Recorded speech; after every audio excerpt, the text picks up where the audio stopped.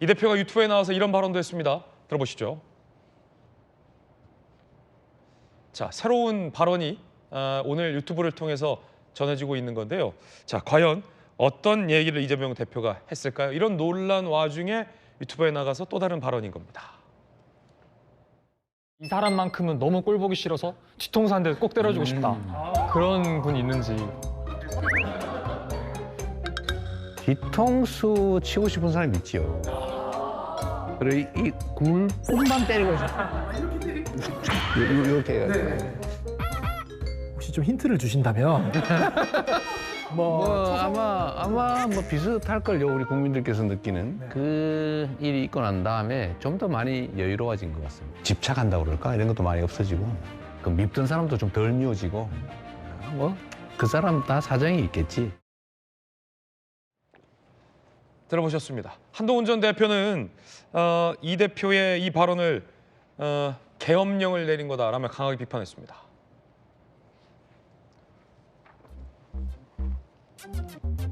비명과 검찰 결탁서 주장에 벌써부터 계엄령한다, 색출하겠다는 것이다라며 한 전 대표는 비판을 했습니다. 계엄령을 이재명 대표가 내린 것이다. 서재 부대변인 어떻게 보세요? 그러니까 이제 한국에서 가장 위험한 인물은 이제 윤석열 대통령이었는데 자꾸 이재명 대표로 자꾸 치환을 하시는데 정말 한국에서 제일 뻔뻔한 사람은 저는 한동훈 전 대표라 생각합니다.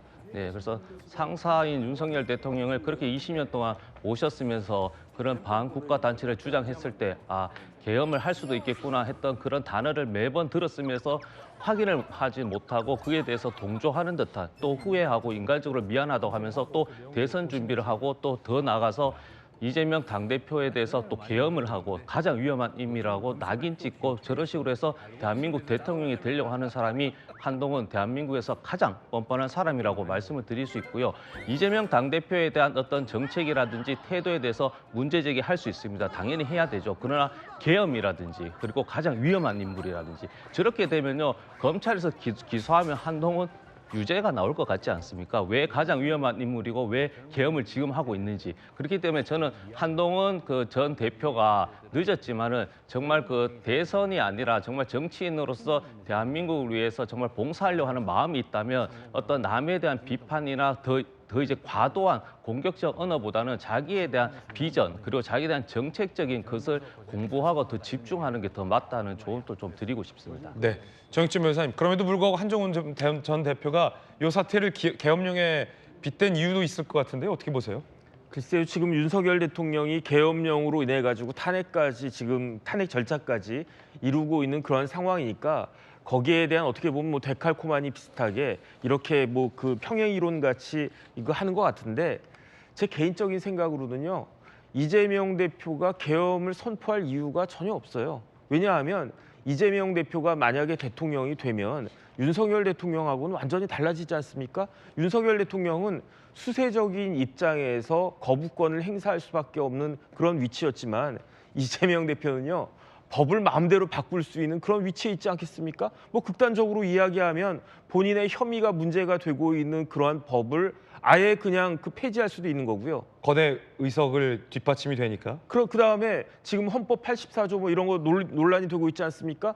법 하나 만들면 심플하지 않겠습니까? 대통령에 대해서는 재판이 정지된다. 이런 한 글자만 딱 그 법을 만들어 가지고 하면 그러면 되는데 못하러 그렇게 지금 같은 논란이 많이 빚어지고 있는 계엄령까지 선포할까? 제가 이재명 대표라면 그런 짓은 안 할 것 같고 오히려 충분히 190석 가지고 법을 이용할 것이다. 그런 것들을 우리가 혹시 보게 될까 저는 그게 두려운 마음입니다.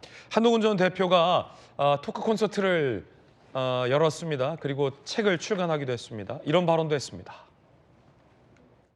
우리 보수가 어렵사리 배출한 대통령이 한 계엄을 여당의 대표가 가장 앞장서서 막은 것 괴로웠습니다. 그 계엄을 제가 막으러 나서는 순간 속된 말로 나는 엿됐다 이런 생각이 들었어요. 좀 묻어갈 수도 있었어요. 계엄을 저지하는데 제가 앞장서지 않을 수도 있었죠. 만약 그날 계엄이 해제되지 않았으면 굉장히 많은 사람이 거리로 나갔을 거예요. 그 유혈 사태가 났을 것이죠.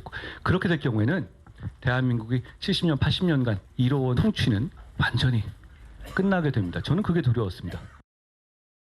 한동훈 전 대표가 굉장히 마음이 괴롭고 두려웠지만 나라도 나가서 계엄을 끝낼 수밖에 없었다라는 이유에 대해서 강변을 한 겁니다. 그러자 당내에 다른 대권 주자들이 일제히 한동훈 전 대표를 비판했습니다. 먼저 홍준표 시장입니다. 오늘 한 전 대표 북권 수업 때 현역 의원 15명 참석했다고 하더라고요. 그 관심 없어. 개헌의 적임자가 본인이라는 아유. 취지로 말씀하셨는데 누구? 한동훈 전 대표. 당을 일에 망쳐놓고 양심이 있어야지. 나라를 이렇게 어지럽게 해놓고 뭔 쓸데없는 소리. 그런 거 묻지 말아요. 지금 말씀은 한정훈 대표에게 하신 말씀이신 거죠? 방금 기자분이 어디지? 저 MBC 기자입니다. MBC 기자한테 한 소리. 쓸데없는 소리 하지 마라. MBC 기자에게 한 소리다라는 농담까지 던졌는데 한동훈 전 대표에 대해서 굉장히 강한 비판을 홍준표 시장이 언제나 그렇듯 했습니다. 나경원 의원도 한 전 대표에 대해서 강하게 비판을 했습니다. 들어보시죠. 우리는 3기를 타파해야 된다. 좌파 기득권 세력, 거기에 기생하는 기생 세력, 마지막 기회주의. 이번 탄핵 국면에서도 보면 뭐 앞장서서 탄핵을 시키신 분, 또 탄핵 빨리 하라고 그랬다가 가만히 계신 분, 기회주의적으로 행태를 하면 안 됩니다. 정치인은요, 자기 행동에 책임을 져야 돼요. 대통령을 다 같이 만났습니다. 딱 앉자마자 한동훈 대표는 저 왜 체포하려고 했습니까? 그 얘기 한마디 물어보고 그 다음엔 아무것도 말씀 안 하시더라고요. 그것만 물어봤어요, 대표가. 그러면 개인적인 어떤 문제보다는 국가 전체의 이야기, 계엄은 왜 했는지에 대한 근본적인 질문이 먼저 아니었을까 하는 생각이 듭니다. 한 대표가 딱 그것만 콕 집어서 질문하고 다른 질문은 안 했습니까? 왜? 그 질문 이외에 아무 말씀 안 하셨습니다. 우리 좀 의아해했어요, 사실은. 채널A 유튜브 새로운 프로그램 국회의사담 앵커스. 제가 이번엔 오세훈 시장에 이어 나경원 의원을 만나고 왔는데요. 계엄 이후 윤 대통령과 한동훈 전 대표가 가서 만난 날의 그 비하인드 스토리 등 다양한 이야기는 내일 오전 9시에 공개됩니다.